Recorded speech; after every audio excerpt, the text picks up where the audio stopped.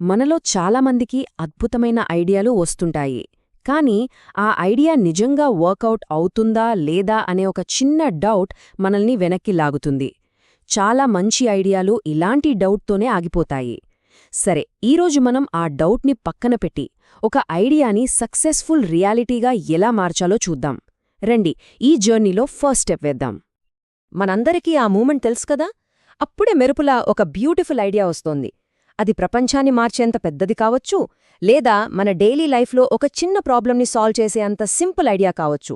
ఆ feeling amazing ఉంటుంది కదా. అయితే ఇక్కడే అసలు ఛాలెంజ్ స్టార్ట్ అవుతుంది. పేపర్ మీద సూపర్ అనిపించే ఐడియాకి నిజంగా పనిచేసే ఒక బిజినెస్కి మధ్య చాలా పెద్ద గ్యాప్ ఉంటుంది. కేవలం ఐడియా ఉంటే సరిపోదు, దానికి రియల్ వరల్డ్లో వాల్యూ ఉందని మనం ప్రూవ్ చేయాలి. ఆ గ్యాప్ని దాటడానికి మనకు కావాల్సిందేంటో తెలుసా? ప్రూఫ్, అంటే రుజువు. మన ఐడియా వర్కౌట్ అవుతుందని, జనాలకిది నిజంగా అవసరమని నిరూపించాలి. సరే, ఇప్పుడు ఆ ప్రూఫ్ని సంపాదించడానికి ఒక క్లియర్ బ్లూ ప్రింట్ని ఎలా రెడీ చేసుకోవాలో చూద్దాం. ఏదైనా కట్టాలంటే ముందు ఫౌండేషన్ స్ట్రాంగ్గా ఉండాలి కదా. మన ఎక్స్పెరిమెంట్ కూడా అంతే. ఈ ఫస్ట్ స్టేజ్లో మనం 2 విషయాల మీద ఫుల్ క్లారిటీ తెచ్చుకోవాలి. 1, అసలు ఎందుకు ఈ టెస్ట్ చేస్తున్నాం. 2, ఎవరితో చేస్తున్నాం. అన్నింటికన్నా ముందు మనం వేసుకోవాల్సిన ప్రశ్న ఇదే: అసలు మనం ఏం ప్రూఫ్ చేద్దామనుకుంటున్నాం? కన్ఫ్యూజన్ లేకుండా ఒకే ఒక్క క్లియర్ టార్గెట్ మీద ఫోకస్ పెట్టాలి. మనం ఏ క్వశ్చన్కి ఆన్సర్ వెతుకుతున్నామో మనకు పక్కాగా తెలియాలి. మనం చాలా విషయాల్ని టెస్ట్ చేయొచ్చు. ఫర్ ఎగ్జాంపుల్, మనం సాల్వ్ చేద్దామనుకుంటున్న ప్రాబ్లం నిజంగా జనాలకి ఉందా? మనమిస్తున్న సొల్యూషన్ కరెక్టేనా? లేదంటే మనం పెట్టాలనుకుంటున్న ప్రైజ్ ఇవ్వడానికి జనాలు రెడీగా ఉన్నారా? లేదా మన ప్రాడక్ట్ని వాడటం ఈజీగా ఉందా? ఇలాంటి వాటిలో ఏదో ఒకదానిపై ఫోకస్ పెట్టాలి. సరే, మనం ఏమి టెస్ట్ చేయాలో డిసైడ్ అయ్యాం. కానీ ఇప్పుడు అంతకన్నా ఇంపార్టెంట్ క్వశ్చన్ ఏంటంటే, ఎవరితో టెస్ట్ చెయ్యాలి? సంబంధం లేని వాళ్లతో మాట్లాడితే వచ్చే రిజల్ట్స్ అస్సలు యూజ్ అవ్వవు. అందుకే కరెక్ట్ ఆడియన్స్ని సెలెక్ట్ చేసుకోవడం చాలా చాలా ముఖ్యం. మన ఎక్స్పెరిమెంట్కి ఎంతమంది కావాలి, వాళ్లని ఎలా సెలెక్ట్ చేసుకోవాలి? సింపుల్గా చెప్పాలంటే, మనం స్టూడెంట్స్ కోసం ఒక యాప్ తయారు చేస్తుంటే మన టెస్టింగ్లో పాల్గొనేవాళ్లు కూడా స్టూడెంట్సే అయ్యుండాలి. ఇలాంటి రూల్స్ ముందుగానే సెట్ చేసుకోవాలి. రైట్, ఇప్పుడొచ్చాం అసలు మ్యాటర్కి. మన ఐడియాని టెస్ట్ చేయడానికి పర్ఫెక్ట్ ఎక్స్పెరిమెంట్ని ఎలా డిజైన్ చేయాలో ఇక్కడ స్టెప్ బై స్టెప్ చూద్దాం. ఇది మన ప్లాన్కి హార్ట్ లాంటిదన్నమాట. ఇక్కడ మనం ఒక చాలా చాలా ఇంపార్టెంట్ తేడాను గమనించాలి. అదేంటంటే, జనాలు చెప్పేదానికి వాళ్ళు నిజంగా చేసేదానికి మధ్య చాలా తేడా ఉంటుంది. వాళ్ళు ఏం చెప్తారో తెలుసుకోవాలంటే సర్వేలు చాలు, కానీ వాళ్ళు నిజంగా ఏం చేస్తారో చూడాలంటే ప్రోటోటైప్ టెస్ట్ లాంటివి కావాలి. మాటలకి చేతలగున్న తేడాను బట్టి మనం కరెక్ట్ మెథడ్ ఎంచుకోవాలి.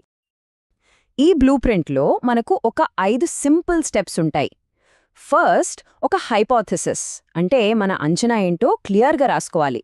నెక్స్ట్, దాన్ని టెస్ట్ చేయడానికి కావలసిన మెటీరియల్స్ రెడీ చేసుకోవాలి. ఆ తర్వాత కరెక్ట్ పర్సన్స్ని మన ఎక్స్పెరిమెంట్లోకి తీసుకురావాలి, టెస్ట్ రన్ చేయాలి.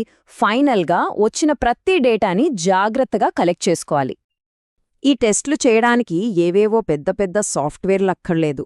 సర్వేల కోసం గూగుల్ ఫార్మ్స్, ప్రోటోటైప్స్ కోసం ఫిగ్మా, ఇలాంటి సింపుల్ టూల్స్ చాలు. అంతేకాదు, ఈ ఎక్స్పెరిమెంట్కి ఒక స్టార్టింగ్ డేట్, ఎండింగ్ డేట్ అని క్లియర్గా టైమ్లైన్ పెట్టుకోవటం కూడా చాలా ఇంపార్టెంట్. ఓకే, ఎక్స్పెరిమెంట్ అయిపోయింది. ఇప్పుడు రిజల్ట్స్ చూసి టైం. దీన్ని మనం ఒక స్కోర్ కార్డ్ లాగా అనుకుందాం. మన ఐడియా పాస్ అయిందా లేదా ఫెయిల్ అయిందా అని ఈ స్కోర్ కార్డే మనకు క్లియర్గా చెప్తుంది. మొదట నంబర్స్ చూద్దాం.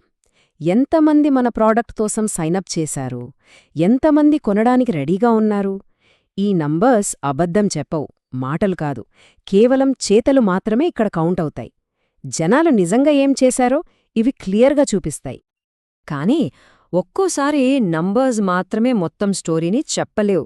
ఫర్ ఎగ్జాంపుల్, కన్వర్షన్ రేట్ తక్కువగా ఉందని డేటా చెప్తుంది.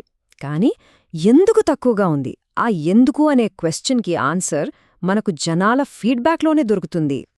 రైట్, ఇప్పుడు మనం ఫైనల్ స్టేజ్కి వచ్చేశాం. మన దగ్గరున్న డేటా, ఫీడ్బ్యాక్ బేస్ చేసుకుని ఒక డిసిషన్ తీసుకోవాలి. ఇక్కడ నుంచి మనం ఏం చేయాలో డిసైడ్ అవ్వాల్సిన సమయం ఇది. ఇక్కడొక గోల్డెన్ రూల్ ఉంది. అదేంటంటే, సక్సెస్ అంటే ఏంటో, ఫెయిల్యూర్ అంటే ఏంటో మనం ఎక్స్పెరిమెంట్ స్టార్ట్ చెయ్యక ముందే డిసైడ్ చేసుకోవాలి. ఉదాహరణకి, కనీసం 10% కన్వర్జన్ రేట్ వస్తేనే ఇది సక్సెస్ అని ముందే రాసుకోవాలి.